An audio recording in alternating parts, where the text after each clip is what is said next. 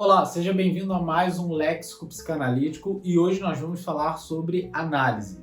Mas antes de você poder aproveitar esse vídeo, não deixe de clicar aqui no botão de joinha, no gostei e se inscrever no canal caso você não seja inscrito. É muito importante que você esteja aqui para você poder aproveitar da melhor maneira possível os nossos conteúdos, tá legal? Então, não deixe de se inscrever, não deixe de clicar aqui no joinha, no gostei e fazer parte dessa família que ama a psicanálise. Bom, vamos falar sobre o conceito, a ideia de análise para a psicanálise.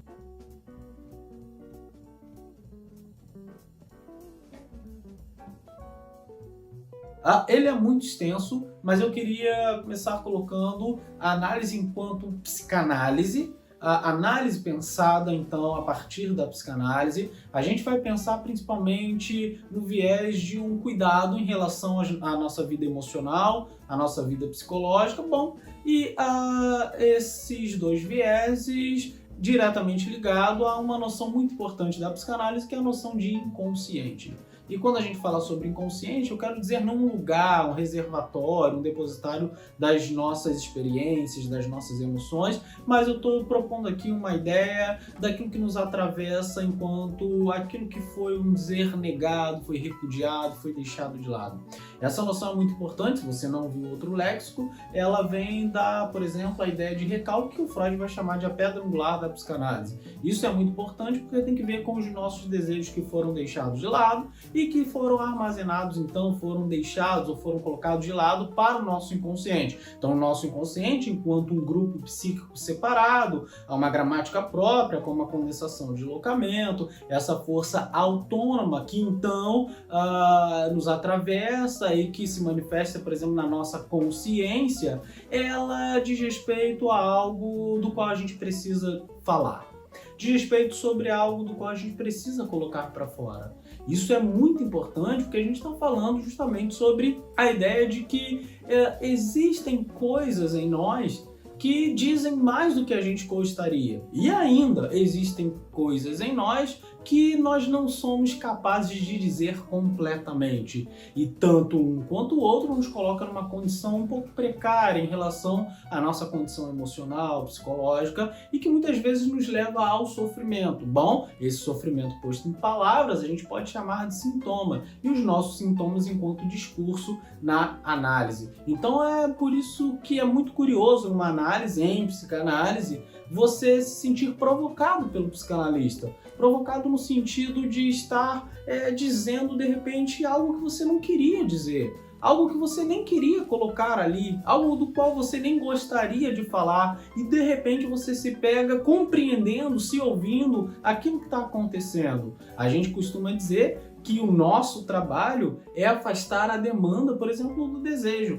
Aquilo que a gente pede na análise não é necessariamente aquilo que a gente quer. E aquilo que pede está atravessado, aquilo que a gente pede está atravessado pelo nosso inconsciente. Porém, é o fruto do nosso principal do nosso inconsciente, é o nosso desejo. Então, quando a gente fala sobre essa experiência analítica, a gente está falando, podemos falar também de outras maneiras, afastar o I, por exemplo, do A, os nossos ideais de eu dos nossos objetos de completude ou de busca pela satisfação. Eu posso te dar um exemplo muito simples. Eu gosto de ensinar aos meus alunos, por exemplo, assim.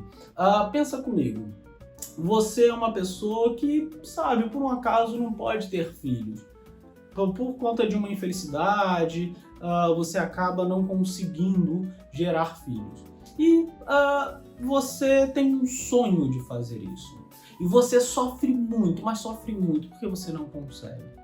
E numa análise você acaba levando outras questões para o psicanalista e ali no desenrolar da análise você começa a descobrir, sendo o psicanalista um instrumento e ele se colocando numa posição da qual vai fazer com que você se escute, se veja, de semblante, de espelho, de quadro em branco, então você se vê, você se ouve, você acaba então afastando, percebendo em primeiro lugar que o seu desejo realmente não era ter filhos. E você vai descobrir que o desejo de ter filhos está atrelado a um dito na sua infância que se tornou uma verdade para você. E essa verdade para você está roubando um fragmento da sua liberdade. E todo sofrimento psíquico bom que está posto para a gente, pelo menos pelo Lacan, é que nos foi tirado um fragmento da nossa liberdade. Essas verdades estabelecidas, elas roubam esse fragmento, que nos fazem sofrer e nos levam, a partir de um sintoma, de uma estranheza, à análise. E olha só que interessante, é nesse movimento que, na análise, a gente percebe então uma coisa muito curiosa. Ter filhos nunca foi uma ideia minha. Foi uma verdade que se estabeleceu em mim e do qual está me fazendo sofrer pelo fato de que eu não posso biologicamente gerar filhos. E aí eu descubro que, bom, eu posso então adotar filhos. Eu posso então fazer dos meus parentes, meus filhos, enfim, eu tenho uma infinitude de possibilidades, uma vez que eu me compreendi, que eu entendi o meu desejo. E a análise ela é muito importante. Existem vários outros detalhes de análise que a gente pode ver, por exemplo, num dos textos mais importantes do Freud sobre isso, que é a análise terminável e interminável, onde ele vai pensar, por exemplo, o tempo da análise, como a análise deve ser realizada e em relação a outros, por exemplo, ao Otto Rank, que ele vai dizer sobre de que toda a análise psicanalítica ela tem que ser um trabalho para que a gente compreenda um trauma do nascimento da criança e que essa volta então resolveria o problema da neurose no sujeito. Ainda o próprio Ferenczi, que vai falar sobre uma espécie de análise mais breve também, infinita. Enfim, a gente tem inúmeras questões sobre análise, inúmeras questões ainda a serem trabalhadas, mas para a gente poder falar sobre análise psicanalítica é ter um trabalho principalmente de relação entre paciente e terapeuta bem estabelecido, a transferência como caminho principal para que a análise seja realizada e terminada, e ainda a posição do psicanalista como um quadro em branco para que ele se escute, para que ele se veja, para que o paciente então afaste o I do A, o D do D, ou seja, a demanda do desejo, enfim, ele saiba sobre o seu sofrimento e tome uma postura, tome uma atitude em relação a isso, a que ele quiser. Isso é análise em psicanálise. Um pouco complexo, mas vale muito a pena. Espero que você tenha gostado e não deixe de comentar aqui abaixo. Um grande abraço e até o próximo vídeo.